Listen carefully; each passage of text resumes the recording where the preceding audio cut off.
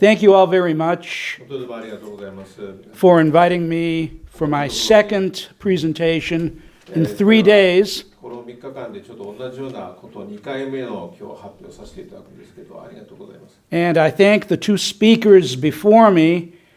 で2人の私の前のお話しいただいた方が for making sure that once again I do not have to speak about Donald Trump.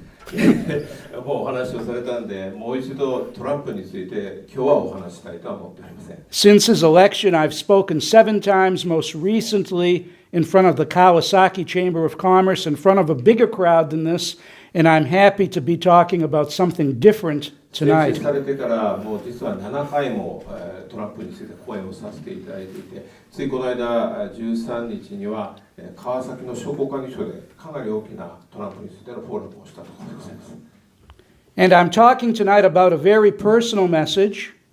ということで、今晩は私の個人的なちょっと経緯をメッセージとしてお話したいと思っています。 And I'm talking tonight about a very important message concerning my love for Japan. 私は非常に日本を愛しているんですけども、その理由に関わる大変個人的な経験なのでお聞きいただくとありがたいです。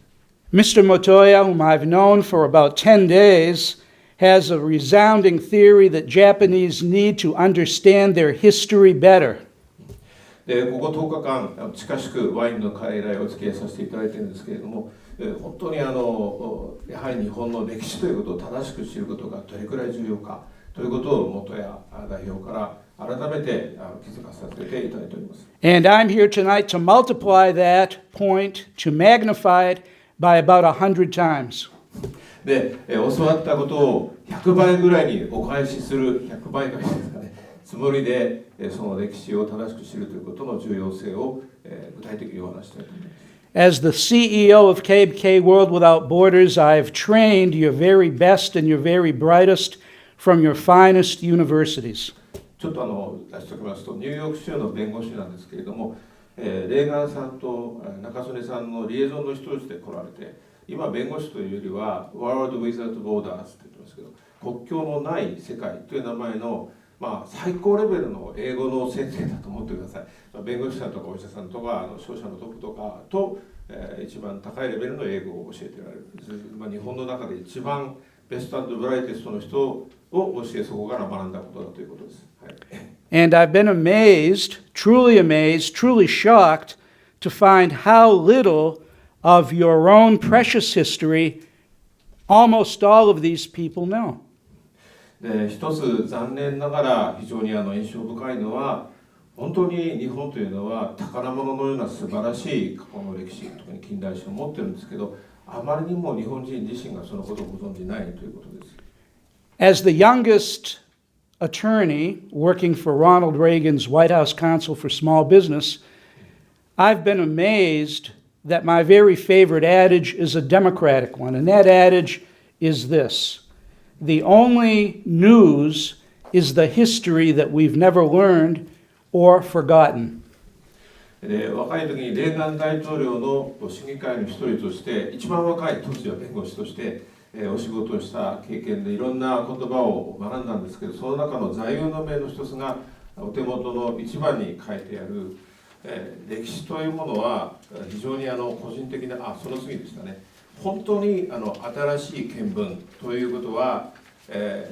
これまで学ばれることのなかった歴史、あるいは忘れ去られてしまっている歴史である。これが本当の意味でのニュースだという言葉です。And it was a precious bit of that history that actually resulted in my birth, in my parents' birth, and in my presence here in Japan today. Let's watch a video in which my uncle, who was under the MacArthur's occupation, and my father, who also served, document very briefly what that history was. で、私の個人的な経験と申し上げたのは、おじの一人は GHQ の将校として日本におりましたが、お父さんも、やはり戦争前から、こうした日本との関係を持っている人間であった。それで、ちょっと私を聞いて、家庭の。ごめんなさい。Yes, please, it's all right. Yes, please. They have understood. Yeah. To fight in the Turkish-Greek war, and he got killed. And I was supposed to be in John after that, when I was born. And my godfather said, no, you got On the left is my uncle who served at the New Grand Hotel under MacArthur's occupation, and in the center is my father. Both passed away several years ago. で一番左側の今お話になった人がおじさんで、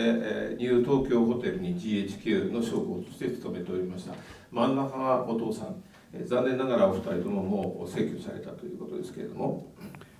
And very soon you're going to hear my father document the saving of his parents, my grandparents, by a Japanese warship patrolling the Mediterranean during the Turkish ethnic cleansing.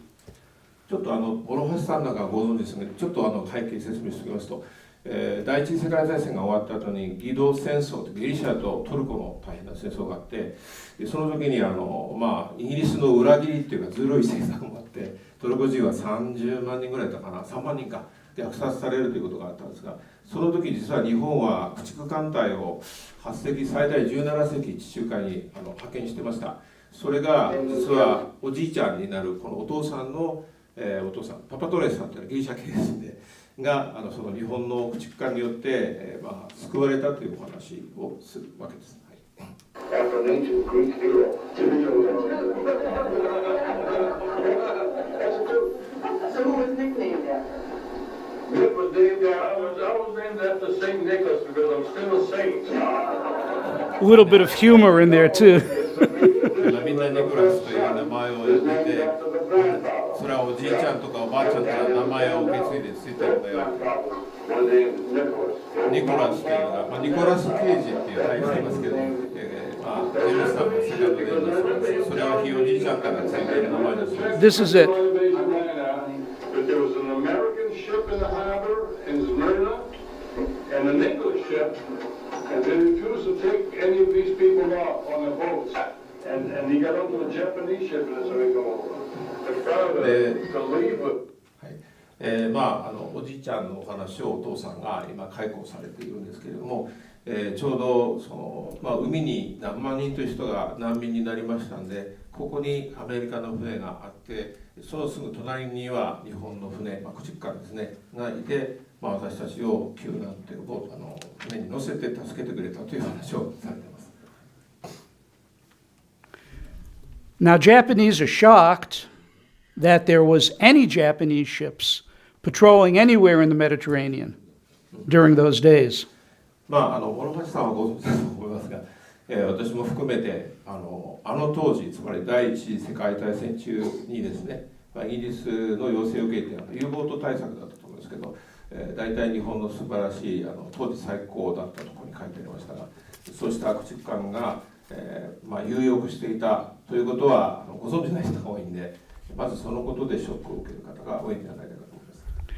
Now, I noticed there's a tour being planned, a political tour, conservative union tour of Washington, D.C. mainly, and frankly speaking, I'm still going to be attending New Year's parties and some political forums at that time, so I cannot go. But Glenn Beck, who was the steering force behind Senator Ted Cruz, who almost defeated Donald Trump,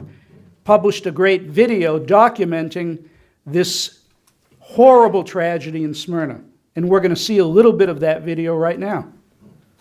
私自身、ちょっと他の仕事で参加できなかったんですけれども、勝利を収めた時にはやはり招待されている人になっていて、その時に私の仲間とか保守連合としてですからね、そうしたものが言っているんですけれども、もうちょっとでトランプを任す勢いもあった例のテッド・クルーズ候補が、その時に、ついこの間ですね、またスメルナの虐殺とかって日本で言われてますけど、いわゆるトルコが徹底的にイギリスがうまく後ろについちゃってギリシャの人を殺したという虐殺した、そのお話をしたということです。スミルナ found refuge in Berlin. But the Turkish holy... It's about time. No problem. We can talk about a couple of minutes. Okay. I need a few more minutes, okay? I need more than a few more minutes, but let's watch about 30 more seconds of the video, and then I'll resume my talk. That is Glenn Beck, produced a great video about that slaughter. Determined to finish このスミルナの事件について制作したこの方が制作したんですけども、 His plan was to スミ target ル the ナ、 Turkish ports イズミルと、今トルコではイズミルと言ってると思いま Hundreds す。 of トル thousands コ of Christians lived in Smyrna. すごい何十万というそのクリスチャン、ギリシャ正教の方がね、あそこに住んでいました。第一次世界大戦、その前からですけどね、大戦後も終わりました。 Most Japanese don't know the story. このお話は多分ほとんど日本人には馴染みないと思いますけど、 Most Americans have come under the sway of certain conservative revisionists that are Democrats that say Japanese ships had no business there. There were no Japanese ships there, but there were, and this is why. でそれは日本人はそうですけれども、民主党の非常に保守的な方でも大体日本がそこにいたということは知っていたとしても、何のためにそんなところにいたんだ、何もしてなかったんじゃないかと思っているのが関根山なんですけれども、 If I'm suddenly stopped because of time, you've got it in your outlines, but in English. Japan was the big winner in World War I, and as such was entitled to be part of the great powers with the privilege of patrolling the Mediterranean during the early 1920s.